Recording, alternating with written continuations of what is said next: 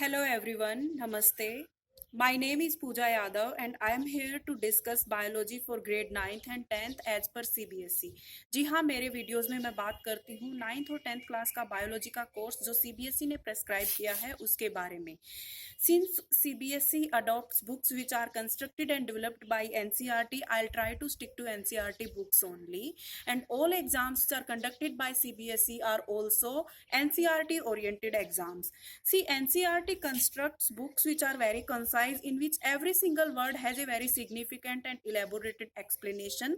So I'll try to stick to NCERT books only. Today's lecture is basically an introductory lecture which is an introduction to biology. आज का जो ये video मैं prepare कर रही हूँ, जो लेक्चर मैं प्रिपेयर कर रही हूँ, ये लेक्चर बायोलॉजी का इंट्रोडक्टरी लेक्चर है, in which I'll be addressing 3 or 4 questions. The answers to all these questions will eventually introduce you to biology. The questions that I am going to talk about today are somewhat like: number 1, what is biology? Biology क्या है? उसके बाद next question is why do we study biology? हम biology क्यों पढ़ते हैं? Then what are the scopes of biology? This question is somewhat similar to the previous question, that is why do we study biology? And then the fourth question is what is life? A very casual and a very common question. Whenever people come to know that we are from biology background, they suddenly ask a question. They suddenly throw this question very casually and they ask, okay, then tell me what is life. So I'll try my best to explain life in context of biology. And finally, I'll be talking about the place of cell in biology. Biology के अंदर cell का क्या place है, क्या position है, इन सब questions के बारे में मैं वन बाय वन बात करूंगी. और जैसे ही इन सारे क्वेश्चंस का आंसर हमें मालूम होगा, we will get to know what actually biology is. So coming to the first question, what is biology? Biology क्या है? देखिए, बायोलॉजी क्या होती है? Biology is a science. Biology is a branch of science actually, in which we study about living systems, जिसमें हम living systems के बारे में बात करते हैं, लिविंग थिंग्स के बारे में बात करते हैं. So biology is basically a science of living system, a science of living things. देखिए, इसके अंदर क्या होता है ना, बायोलॉजी के अंदर बहुत सारी ऐसी टर्म्स हमारे सामने आएंगी जिसका मीनिंग जो है उस टर्म के अंदर ही छुपा होता है. जैसे कि अगर हम बायोलॉजी के बारे में बात करें तो let us split this word into its components.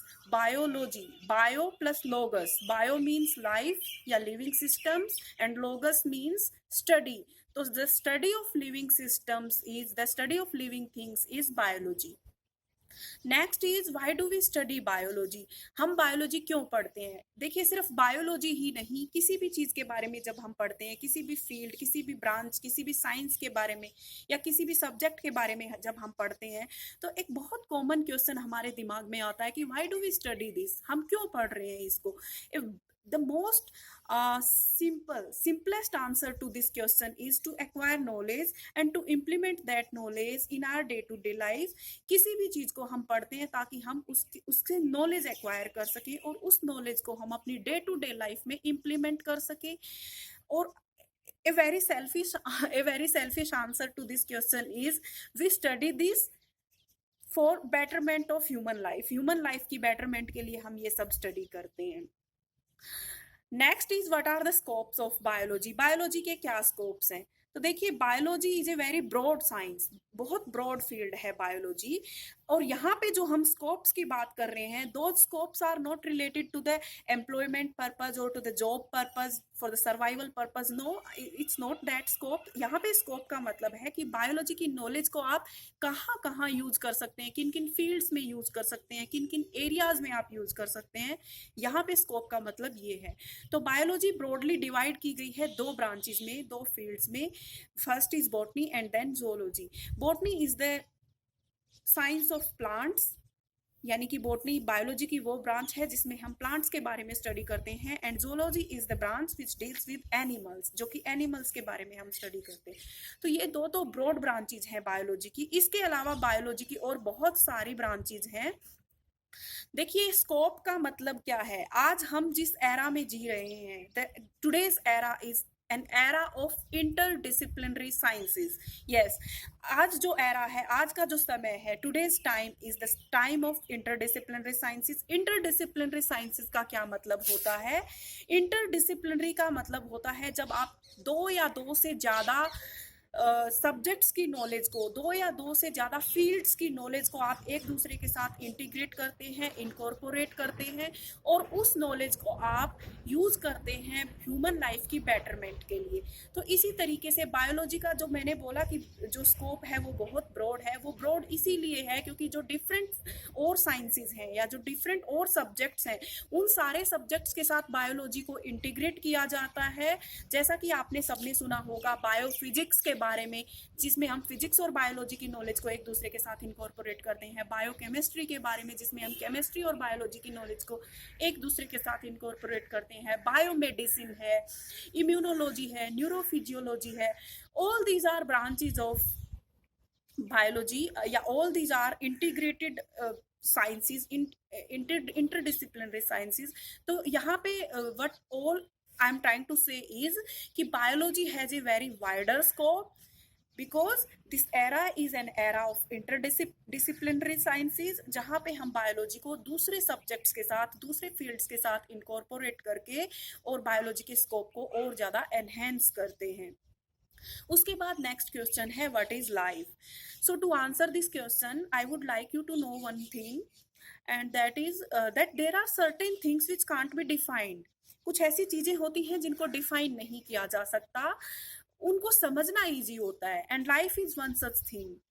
Life can't be defined in simple language or in a single sentence, but definitely it can be understood. तो life is more of a philosophical term. देखिए, life जो होती है ये एक philosophy की term है basically, but since we are dealing with biology we have to talk in the language of biology, in the context of biology. So according to biology life क्या है ये हम यहाँ पे डिस्कस करेंगे।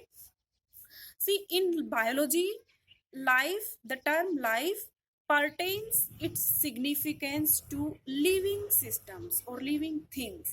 yes, बायोलॉजी के अंदर लाइफ जो है इस ये डायरेक्टली रिलेटेड होती है, इसकी सिग्निफिकेंस डायरेक्टली रिलेटेड होती है लिविंग सिस्टम्स के साथ या लिविंग थिंग्स के साथ। So in order to understand life you first need to understand living systems और लिविंग थिंग्स। आपको मालूम होना चाहिए कि लिविंग सिस्टम क्या होते हैं या लिविंग थिंग्स क्या होती हैं। तो there are some characteristic properties which I am going to tell you. वो लिविंग सिस्टम्स के अंदर वो कैरेक्टरिस्टिक्स प्रॉपर्टीज होती हैं। कुछ डिफाइनिंग प्रॉपर्टीज हैं। डिफाइनिंग प्रॉपर्टीज मतलब कुछ ऐसी प्रॉपर्टीज, अगर वो प्रॉपर्टीज किसी सिस्टम के अंदर हैं तो ही हम उस सिस्टम को लिविंग की फॉर्म में डिफाइन कर सकते हैं। वो कैरेक्टरिस्टिक्स क्या क्या हैं? तो मेनली 3 कैरेक्टरिस्टिक्स हैं, मेनली 3 प्रॉपर्टीज हैं जो किसी भी इंडिविजुअल के लिविंग होने के लिए जरूरी होती है। Number 1 is well organised structure. कोई भी जो लिविंग एंटिटी होगी, जो लिविंग सिस्टम होगा, उसका एक वेल ऑर्गेनाइज्ड स्ट्रक्चर होगा। हम लिविंग को डिफाइन कैसे करते हैं? लिविंग थिंग्स या लिविंग बींग्स क्या होते हैं? Living beings are self regulated entities. कुछ सेल्फ रेगुलेटेड एंटिटीज होती है, यानी वो अपने अपने सर्वाइवल को, अपने आप को मेंटेन करके रखती हैं, अपने आप को रेगुलेट करके रखती हैं। उनको हम बोलते हैं लिविंग बींग्स या लिविंग सिस्टम्स। तो फर्स्ट जो प्रॉपर्टी मैंने यहाँ पे बताई लिविंग सिस्टम्स की या लिविंग ऑर्गेनिजम्स की या लिविंग थिंग्स की, वो प्रॉपर्टी है they have a well organised structure. Second जो प्रॉपर्टी है वो है they have a metabolic machinery. All living systems have a metabolic machinery. Metabolic machinery का क्या मतलब होता है? एक ऐसी मशीनरी जो किसी भी सिस्टम के मेटाबॉलिज्म को रेगुलेट करती है, उसको मेटाबॉलिक मशीनरी बोलते हैं। अब ये मेटाबॉलिज्म क्या होता है? देखिए, किसी भी लिविंग सिस्टम के अंदर हर वक्त कुछ केमिकल रिएक्शंस चल रही होती हैं। उनमें से कुछ रिएक्शंस ऐसी होती हैं जो पुराने प्रोडक्ट्स को ब्रेक डाउन करती हैं, और कुछ ऐसी रिएक्शंस होती हैं जो नए प्रोडक्ट्स फॉर्म करती हैं। इन सारी रिएक्शंस को कलेक्टिवली हम बोलते हैं मेटाबॉलिक रिएक्शंस या मेटाबॉलिज्म। तो हर लिविंग सिस्टम के अंदर अपनी एक मेटाबॉलिक मशीनरी होती है जो उसके मेटाबॉलिज्म को रेगुलेट करती है। फाइनली जो थर्ड डिफाइनिंग प्रॉपर्टी है किसी भी लिविंग सिस्टम की, वो है कॉन्शियसनेस। कॉन्शियसनेस क्या होता है? Consciousness is the ability of any organism और the ability of any system to respond towards changes. कोई भी इंटरनल या एक्सटर्नल चेंज जब भी जनरेट होता है तो उस चेंज के लिए रिस्पॉन्ड करने की जो एबिलिटी होती है उसको हम बोलते हैं कॉन्शियसनेस। तो किसी भी लिविंग सिस्टम के अंदर ये 3 प्रॉपर्टीज होना बहुत जरूरी है। उसका एक वेल ऑर्गेनाइज्ड स्ट्रक्चर होगा, उसकी अपनी एक वेल ऑर्गेनाइजेशन होगी, सेकंड उसके अंदर मेटाबॉलिक मशीनरी होगी, और लास्टली उसका अपना एक कॉन्शियसनेस जो है, कॉन्शियसनेस की उसके अंदर एबिलिटी होगी। तो ये तीनों कैरेक्टरिस्टिक जिसके भी अंदर प्रेजेंट होंगी उसको हम लिविंग सिस्टम कहेंगे।